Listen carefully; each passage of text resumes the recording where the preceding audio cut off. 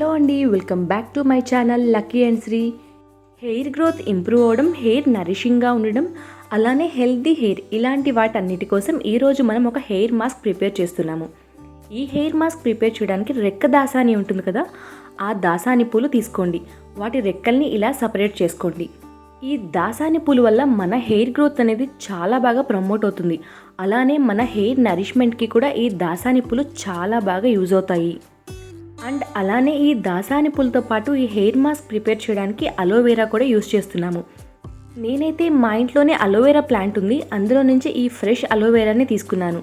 ఈ హెయిర్ మాస్క్లో అలోవెరాని కూడా యూజ్ చేయడం వల్ల మన హెయిర్ అనేది చాలా హెల్తీగా ఉంటుంది. అలానే ఏదైనా డాండ్రఫ్ అలాంటివి ఉంటే అవి కూడా తగ్గిపోతాయి అలోవెరా వల్ల.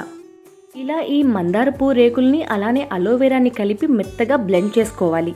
ఈ హెయిర్ మాస్క్ని స్కాల్ప్కి, హెయిర్కి అప్లై చేసుకొని 15 to 20 మినిట్స్ తర్వాత షాంపూ చేసేసారంటే మీ హెయిర్ గ్రోత్ చాలా బాగా ఇంప్రూవ్ అవుతుంది. హెయిర్ చూడడానికి కూడా చాలా బాగుంటుంది. మైగ్రెయిన్, సైనస్ ఇలా ఏదైనా ప్రాబ్లం ఉన్న వాళ్ళకైతే నేను ఇది రికమెండ్ చేయట్లేదు. ఎందుకంటే ఇలాంటి నెమ్ము పదార్థాలు ఏదైనా మన హెయిర్కి అప్లై చేసి కాసేపు అలా ఉంచేస్తే మైగ్రెయిన్ అండ్ సైనస్ ఉన్న వాళ్ళకి కాస్త ప్రాబ్లం అవుతుంది.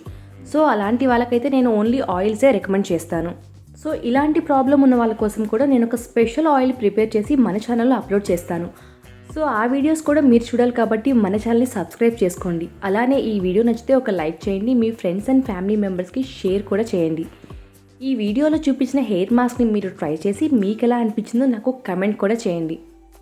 ఈ వీడియో ఇక్కడ వరకు చూసిన ప్రతి ఒక్క వ్యూవర్కి థ్యాంక్ యూ సో మచ్.